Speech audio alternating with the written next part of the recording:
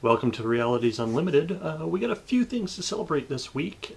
First of all, The Matrix is 15 years old. I remember 15 years ago not wanting to go to the theater and see this movie. I really didn't know what the movie was. I knew it was like science fiction, computers, and all that stuff. But my thing was that it starred Keanu Reeves, and I am not a big fan of movies starring Keanu Reeves. I don't find him to be an enjoyable actor to watch. I don't find his characters to have a lot of depth, and that's something that I like in my characters. Somebody told me that the movie was not about Keanu Reeves, it wasn't about Keanu Reeves' character, and that anybody could have played that role. And that was what made me go see the movie. I thought, okay, if this isn't a Keanu Reeves movie, I'll go see it. I'll check it out. I'm glad that I did. Not so glad that I went and saw the second one in the theaters, and I waited for the video for the third one. But 15 years of The Matrix, in a lot of ways, I think it's a movie that was a game changer. It changed a lot of things in Hollywood and in the film industry, and made a huge name for the Wachowskis, who are still involved big time in film production these days. Although, to tell you the truth, I couldn't tell you anything that they're doing right now. I'll look it up though and put it right down here if I do figure it out. Also celebrating birthday anniversary, Batman. Batman first appeared in Detective Comics number 27 75 years ago. Now, no, I do not remember Batman coming out in Detective comic books. I wasn't around 75 years ago. But Batman is probably the number one franchise that DC Comics owns today.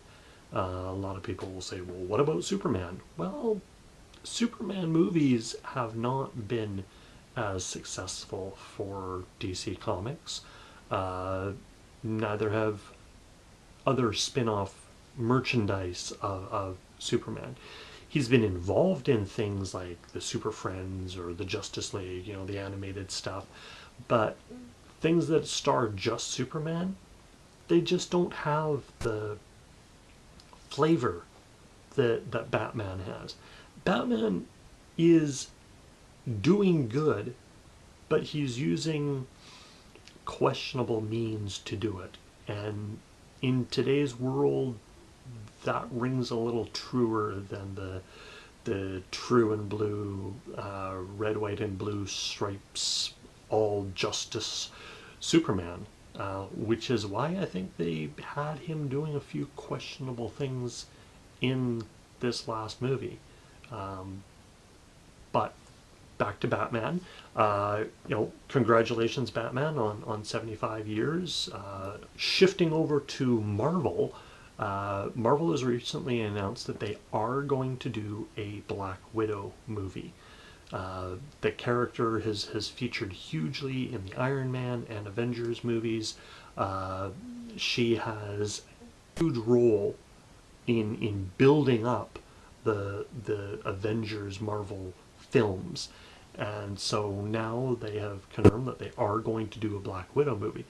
Although they haven't said when, and that kind of begs the question. Right now they're in the middle of shooting the Avengers 2, The Age of Ultron.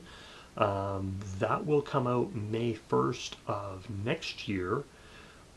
This year we still have Captain America the Winter Soldier coming out this coming weekend. We have Guardians of the Galaxy coming out at the beginning of August. We know that next year, other than the Avengers, we will see Ant-Man in July. And then 2016, we will see Captain America 3 in May, and possibly Doctor Strange in July. Now there's also the possibility that the July spot, or possibly a November spot, could go to Thor 3 or a second Guardians of the Galaxy movie. So, where does Black Widow fit into this? Well, she could go into a May 5th, 2017 slot.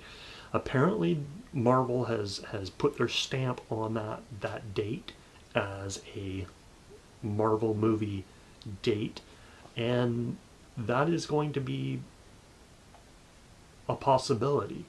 Or things could get shuffled around. Who knows? There is talk that Marvel does have things mapped out as far as 2021 as for what movies they're going to be doing in the Marvel Universe. And by Marvel Universe, I mean the Avengers part of the Marvel Universe. Because things like the Fantastic Four and Spider-Man and the X-Men movies don't fit into the Marvel movies because the rights to those are owned by other companies. Speaking of series of films, J.K. Rowling and Warner Brothers did a fantastic job in giving us the Harry Potter movies, all 8 of them, and now we're going to get 3 more. There'd already been talk of bringing Fantastic Beasts and Where to Find Them to film form from the 58-page book that was written by J.K. Rowling as sort of a spin-off tie-in to the Harry Potter universe. This book, though, is going to get turned into 3 movies. I guess there's enough material and enough beasts and enough adventure that this main character can have within the beasts that takes place about 70 years before the Harry Potter movies happen. So 3 movies. When the first one hits, hard to say. They haven't even started production yet. So I'm thinking probably 2016, 2017. I'm also thinking November as a time period for these films, just because November seemed to do really, really well for the Harry Potter movies, late November. Last bit of news that I have is that the Musketeers TV series. Now, if you're in Canada or the United States, you probably have not seen this series yet, but it's BBC produced. It stars a bunch of, I won't say unknown actors, but actors who have been in smaller roles in the past. Really, really good action. I've seen some of it, like trailers and stuff online, and it looks really, really good. The one standout character, actor in amongst the series is the secondary role of Cardinal Richelieu, played by Peter Capaldi. Now, that name should be familiar to any Doctor Who fans, as he's the new Doctor, and we're going to see more of him in Season 8. But here's the thing about the Musketeers. The Musketeers is a 10-episode series. It is just finished airing in the UK. It doesn't start airing on BBC America until June the 22nd, but they have just announced that they are renewing it for a second season. Now, this means that Peter Capaldi is going to be extremely busy with 2 TV series, both of which run 10 to 13 episodes. So he's not going to have time for much else other than Doctor Who and the Musketeers. Both BBC series, both going to keep him busy. That's all I have this week, so thank you for watching. Subscribe down below, and I'm going to put a link during the credits for the Matrix trailer. Check it out and enjoy.